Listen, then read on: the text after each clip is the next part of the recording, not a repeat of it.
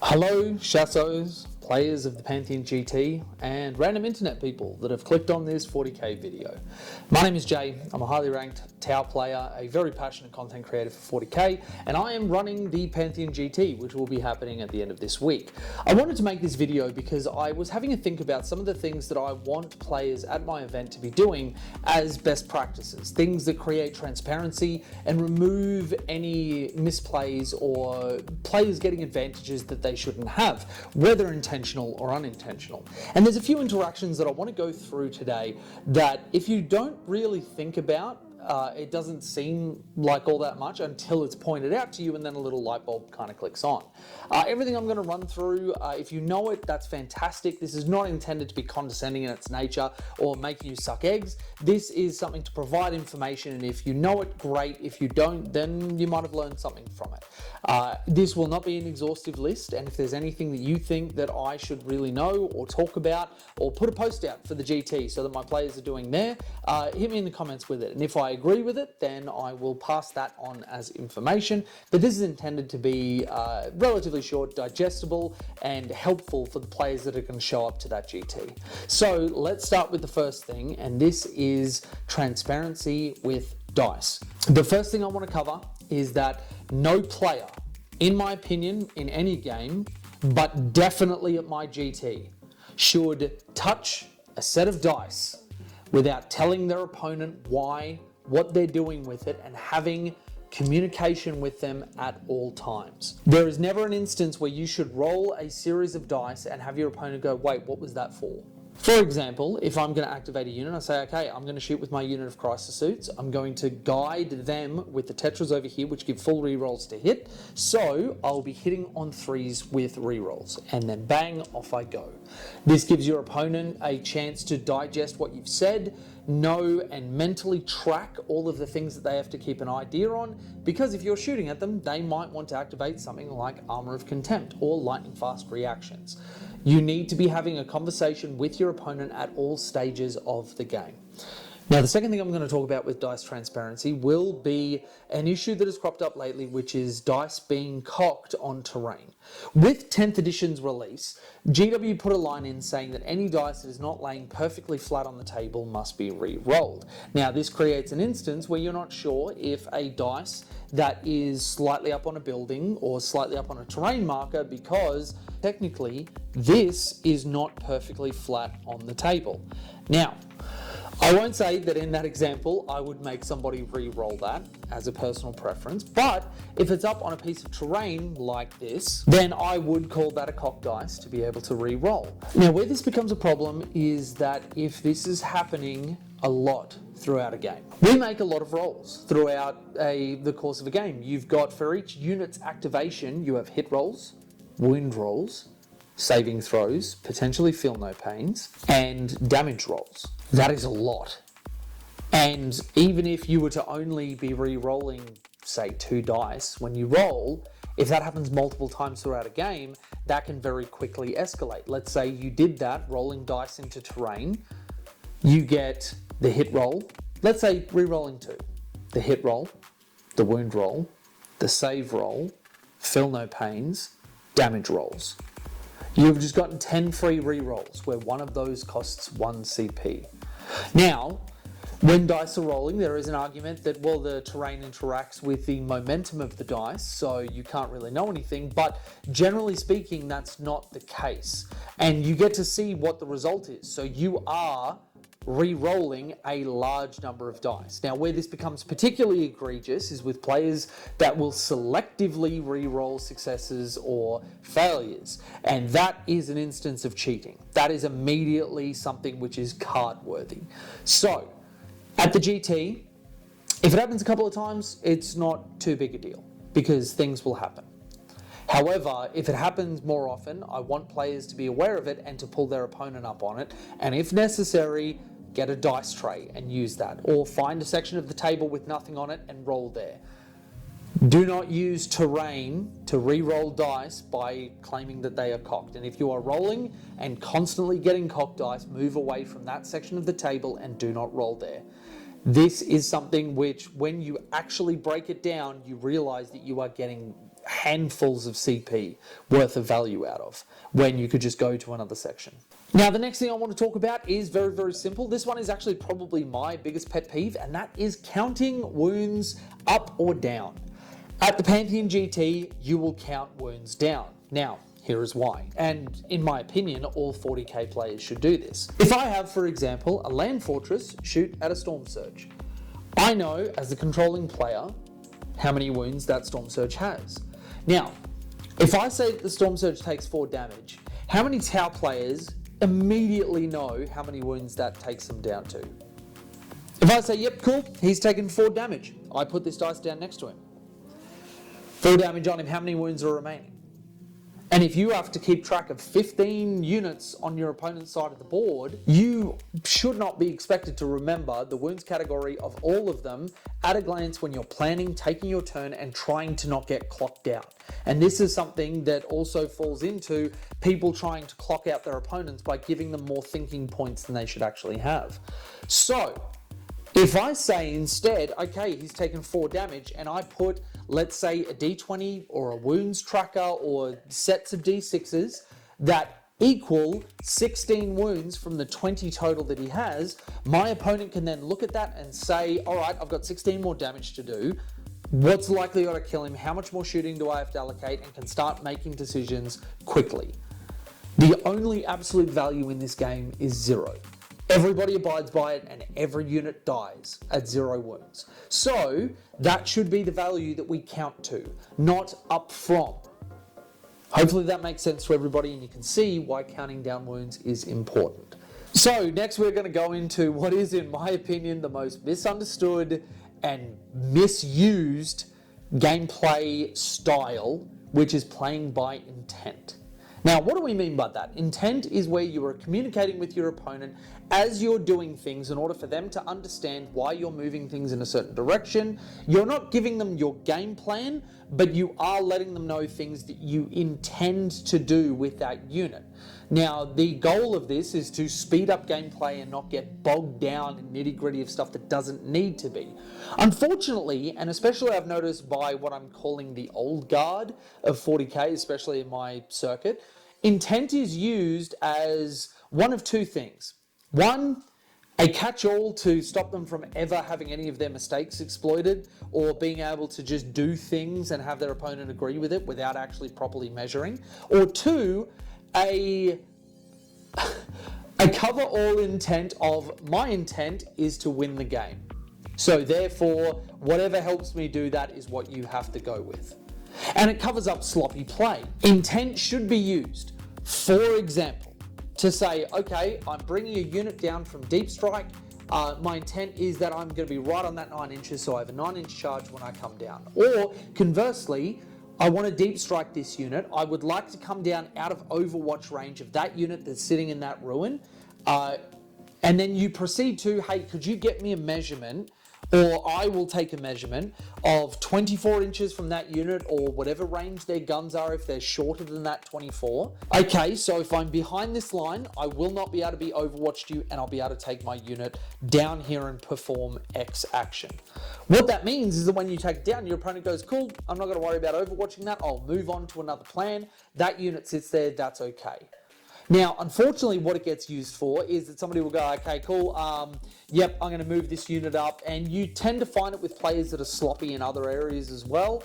And they go, all right, so yeah, I'm going to charge in. And they will use things like pile-ins and consolidates very sloppily and say, all right, yeah, I'm going to move here and I'm going to tag you.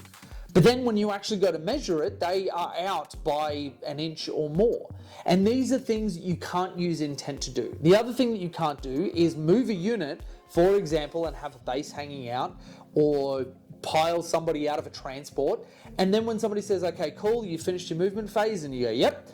Then they go, okay, I'm going to overwatch that unit that get out. And I've had this happen to me where somebody's turned around and said, oh, but no, my intent is that I wouldn't get overwatched. They didn't say anything to me. They didn't confirm it with me.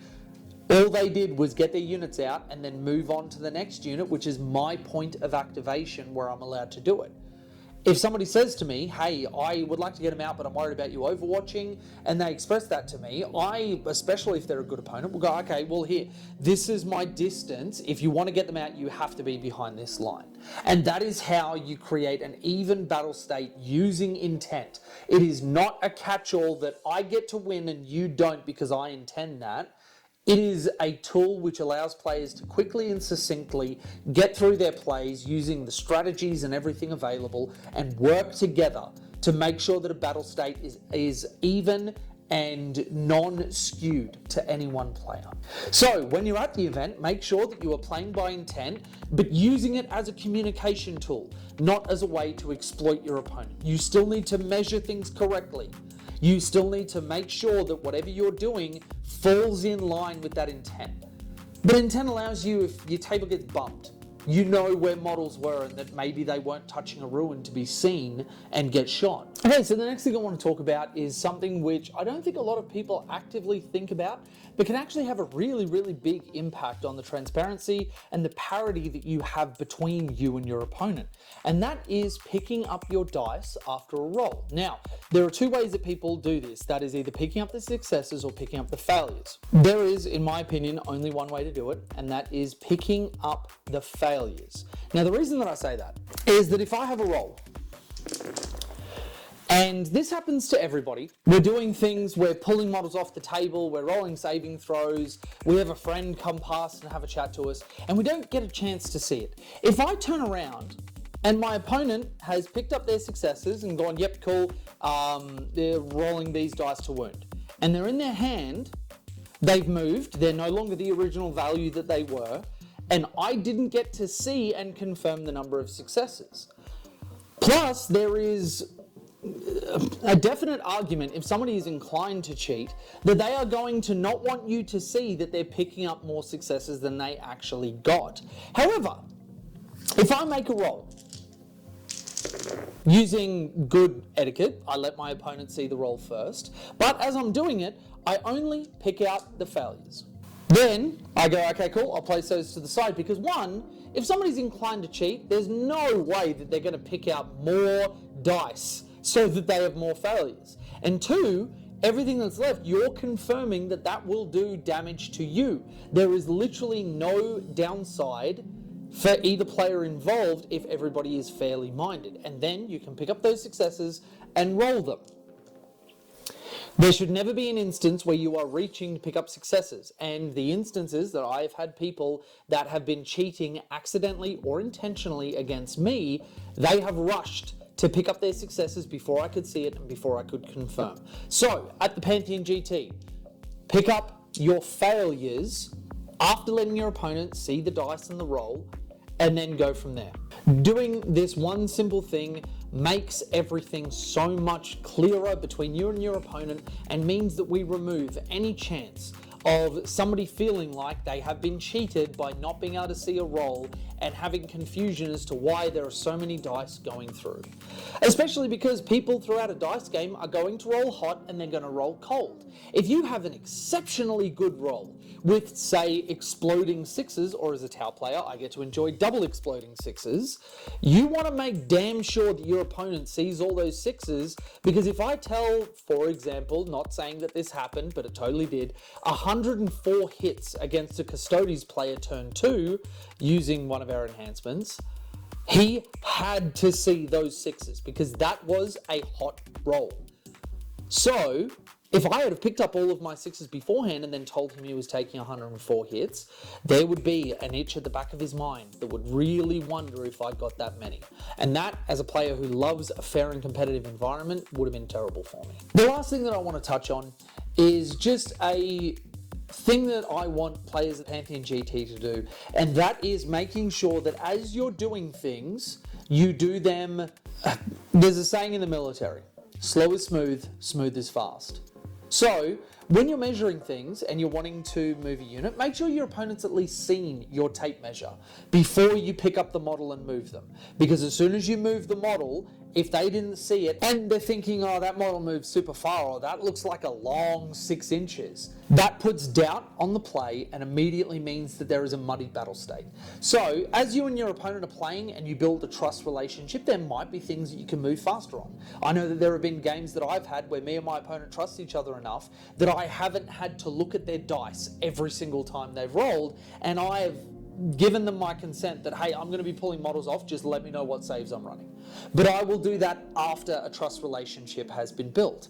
When you are doing things, especially at the start of the game, make sure that your opponent sees everything that you do. Before you touch dice that you just rolled, let your opponent see the roll. Before you move a model, lean over it. And using one of these fancy, amazing, incredible Pantheon Studios tape measure, oh boy, make sure that they've had a chance to see the measurement and confirm, yep, you know what, I'm happy with that.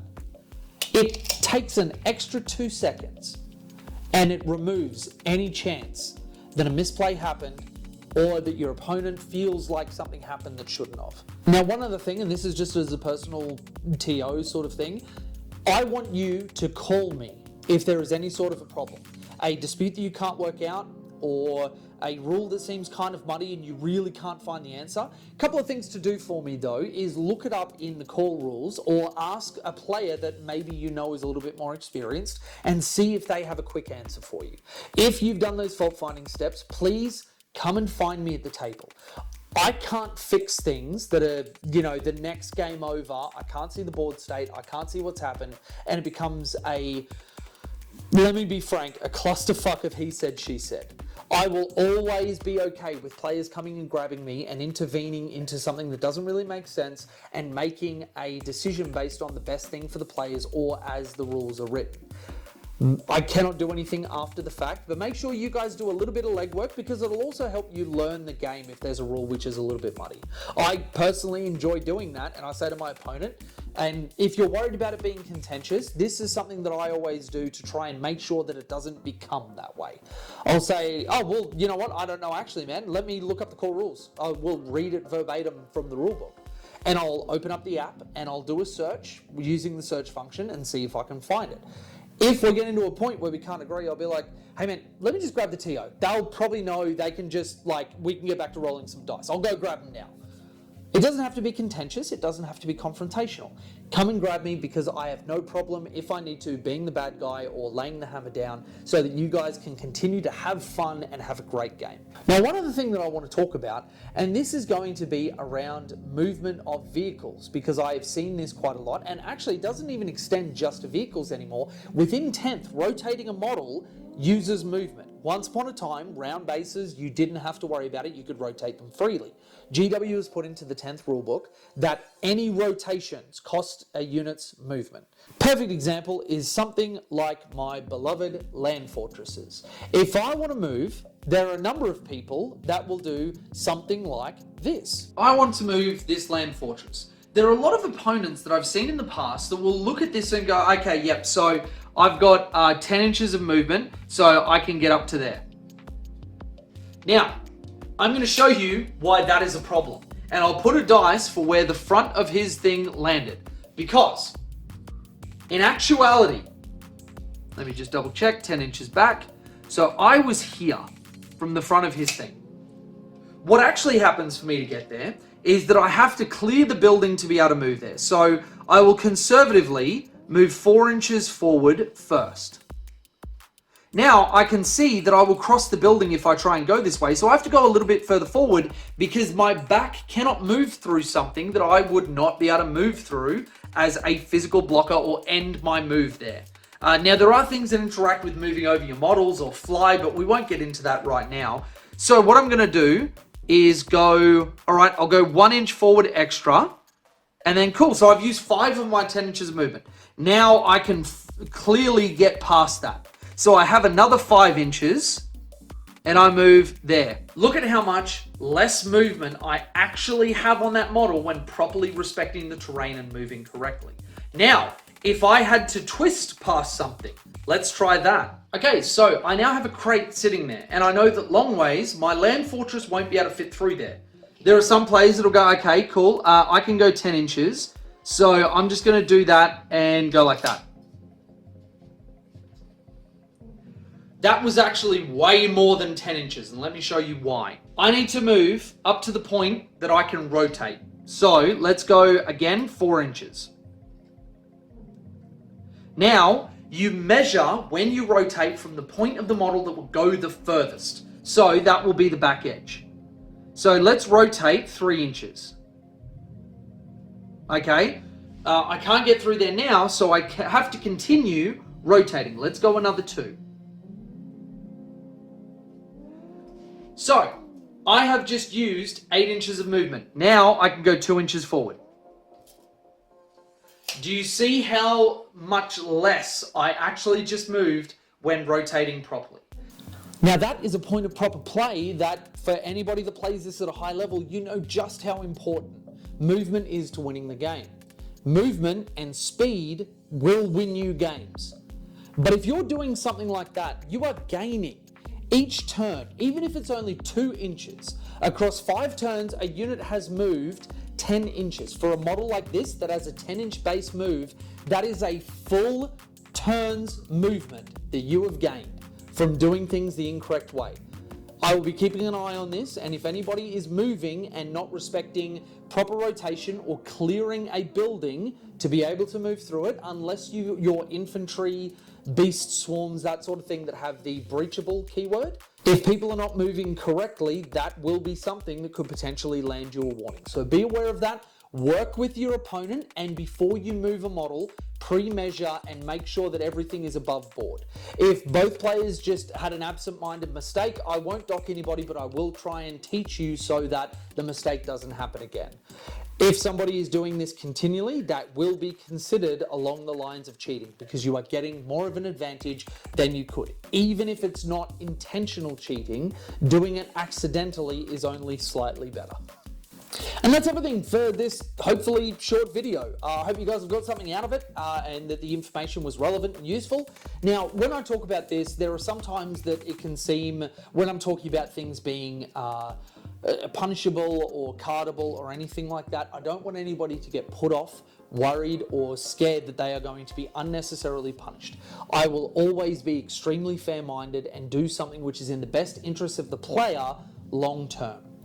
That is not to say that I won't take instances of evidence-based cheating seriously, but I don't want anybody to think that they're going to get slammed for an innocent mistake, or if it's one of their first tournaments and they're doing things that they weren't aware of. That's the purpose of these videos. And when we're in the tournament, I will make a decision, potentially roll back things like primary that you maybe shouldn't have gotten, or make something which is fair for both players. So if you're super worried because you're not across the rules 100%, always ask questions, always talk to your opponent, and always do things that seem fair and equitable for everybody involved. If you think there's anything else, because I couldn't cover everything in the game, there is no possible way the game is too complex. In this one video, hit me with it in the comments. If there's stuff that I agree with and I think is very relevant, I may put a post or in my opening speech for the Pantheon GT, included in that if it's relevant. Thank you very much to everybody. Thank you very much to my patrons who make all of my videos possible. We will be having a raffle go live tomorrow, so if you're not subscribed to the YouTube channel, make sure that you are. There's a link down to all of my other socials where we'll be promoting that, where you could get things like a Leviathan box or a one-of-a-kind magnetized magnature case for transporting your models. Very, very excited about that. Thank you very much for watching, and I'll see you in the next one.